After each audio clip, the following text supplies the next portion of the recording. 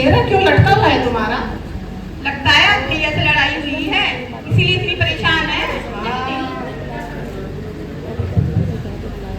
नहीं नहीं, लड़ाई नहीं हुई मेरी, पर क्या बताऊँ, आज मैं हिस्ट्री की बुक देख रही थी और मुझे हिस्ट्री की बुक देखकर बहुत ज्यादा दुख हुआ। क्यों, क्या हुआ? आजकल हिस्ट्री की बुक में हमारे जैन राजाओं के बारे में कोई भी इंफॉर्मेशन नहीं दी गई। ये तो तुम सही कह रही हो। हमें तो क्या, बच्चों को क्या, हमें भी नहीं मालूम है कि हमारे जैन सम्राट कौन कौन हुए हैं। और हमारी हिस्ट्री की बुक में चंद्रगुप्त मौर्य का वर्णन तो है, लेकिन किसी को भी ये नहीं पता कि उन्होंने जैन धर्म अपना लिया था। सही कह रही है। हाँ, चंद्रगुप्त मौर्य साम्राज्य के संस्थापक थे और उनकी राजधानी पाटलिपुत्र थी। अच्छा, इसे ही आजकल पटना कहते हैं। हाँ, और इनके जो मंत्री थे ना, वो कूटनीतिज्ञ चाणक्य जी थे, जो प्रसिद्ध कूटनीतिज्ञ थे। उन्होंने ही तक्षशिला में इनको कूटनीति की, घुड़सवारी की, तीरंदाजी की और भी न जाने कितनी कलाएं सिखाई थी। हाँ, सही कह रही हो। चंद्रगुप्त मौर्य का साम्राज्य अफगानिस्तान से बंगाल तक और कश्मीर से कर्नाटक तक फैला हुआ था। और यही एक सम्राट ऐसे थे जो पूरे भारत को झंडे के नीचे लेकर आए थे। अच्छा, चंद्रगुप्त मौर्य के बेटे बिंदुसार और छोटे राजा अशोक थे ना? सही कह रही हूँ, देखा, कुछ तो मुझे भी पता है ना। सही है। और चंद्रगुप्त मौर्य ने अपने बेटे बिंदुसार को अपना सारा साम्राज्य सौंपकर जैन मुनि भद्रभाव के साथ दक्षिण चले गए थे।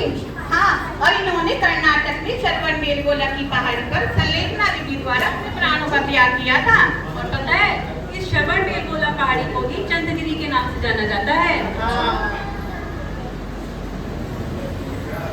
और ये मौर्य वंश के पहले शासक थे। इन्होंने अहिंसा का बहुत पालन किया। इसी मौर्य श्रृंखला की बात चल रही है, तो इस मौर्य श्रृंखला में 5वें शासक थे राजा संप्रति। हाँ, राजा संप्रति। और पता है, ये भी जैसे अशोक ने बौद्ध धर्म का प्रचार प्रसार किया था, राजा संप्रति ने जैन धर्म का प्रचार प्रसार किया था।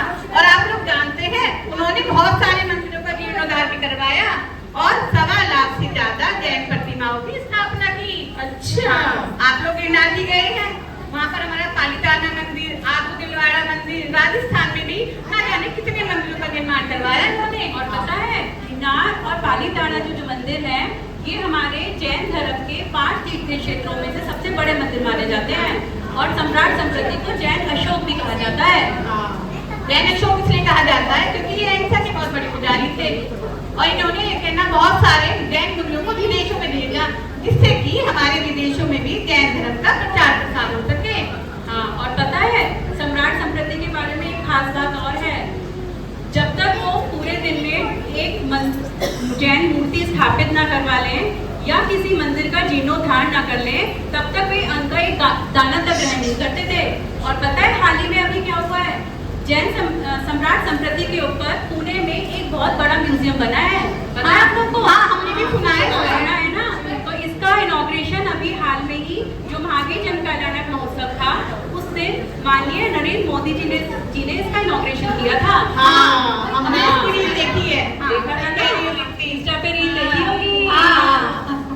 अच्छा, और पता है, अभी देखो, हमने चंद्रगुप्त मौर्य के बारे में सुना, सम्राट संप्रति के बारे में सुना। इसी तरह से एक वीर दानवीर थे हमारे, वीर भामाशाह। ये बहुत बड़े दानवीर थे। जब महाराणा प्रताप पे बहुत बड़ा संकट आया था, तो वीर भामाशाह ने इनको अपनी सारी संपत्ति दान कर दी थी। ठीक है। इसी तरह से चालुक्य वंश के महान प्रतापी राजा थे सम्राट कुमारपाल। ठीक है, सम्राट कुमारपाल को जैन अशोक की तरह ही जाना जाता है। हाँ, क्योंकि ये क्या करते थे, डेली अगर 32 दिनालु के दर्शन न कर ले और बड़े बड़े स्रोतों की वो पढ़ ना ले, जब तक ये अन्न और जल ग्रहण नहीं करते थे। और पता है, सम्राट संप्रति पहले राजा नहीं थे, इनके चाचा जयसिंह राजा थे। चाचा जयसिंह की कोई औलाद नहीं थी, तो जयसिंह ने इनको सम्राट संप्रति को गोद ले लिया था। और फिर सम्राट संप्रति राजा जयसिंह की मृत्यु के बाद राजा बने। और कुमारपाल बहुत क्रूर शासक थे, बहुत हिंसावादी थे। फिर इनका संपर्क जो है जैन धर्म के महान विद्वान आचार्य हेमचंद से हुआ, जिनके प्रभाव से इन्होंने जैन धर्म अपनाया था। ये तो बहुत अच्छी जानकारी दी थी। अच्छा, ऐसे ही आज से तारंगा तीर्थ क्षेत्र कहते हैं। तारंगा तीर्थ क्षेत्र कहते हैं उसे, जहाँ पे जो सम्राट संप्रति थे, सम्राट कुमार पाल ने बहुत 21 साल में 1444 लगभग जैन मंदिर बनवाए थे। और आचार्य हेमचंद के प्रभाव से उन्होंने पूरे गुजरात में अहिंसा का कानून लगवाया, पूरे गुजरात में शिकार बंद करवाए।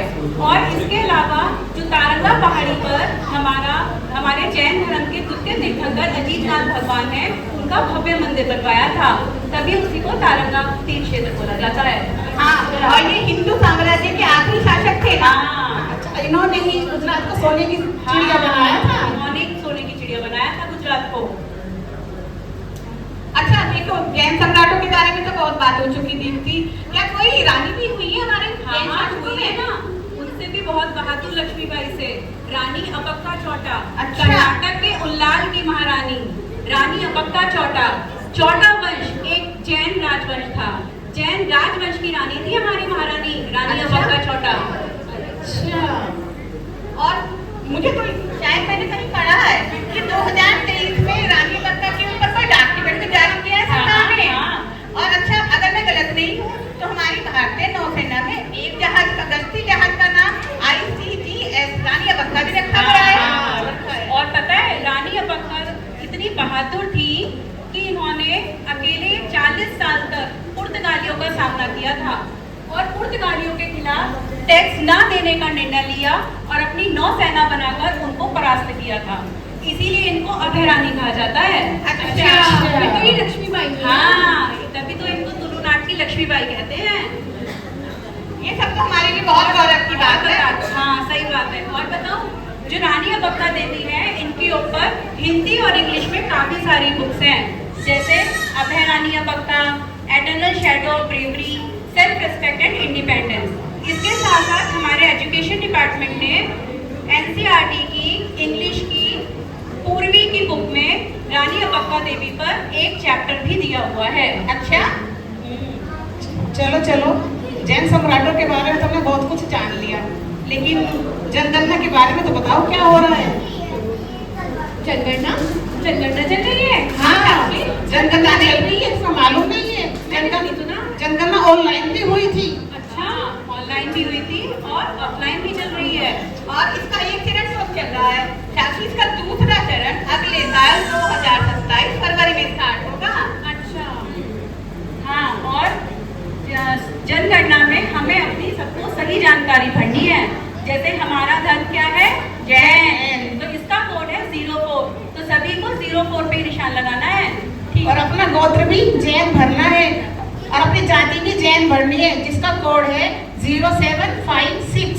और जाति के साथ साथ अपनी उपजाति में भी आप सबको हिंदू की जगह जैन ही लिखना है, जिसका कोड है 547।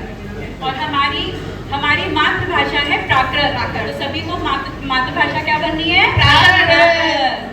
देखो, अगर हम अपनी सही जानकारी जनगणना में देंगे तभी हमारी संख्या का सही आकलन हो पाएगा। आप सबको पता है, पहले हमारी जैनों की संख्या 4 करोड़ थी, जो घटकर केवल 44 लाख रह गई है। हाँ, हमारी संख्या ही हमारी शक्ति है। हाँ, सही कहा। और इसीलिए आप सबसे अनुरोध है कि जनगणना में आप भी सभी अपनी सही जानकारी भरें और जैन होने का कर्तव्य निभाएं। जनगणना में सही जानकारी ही हमारी पहचान है। तो बोलिए जैन धर्म की जय हो, जैन सम्राटों की जय हो।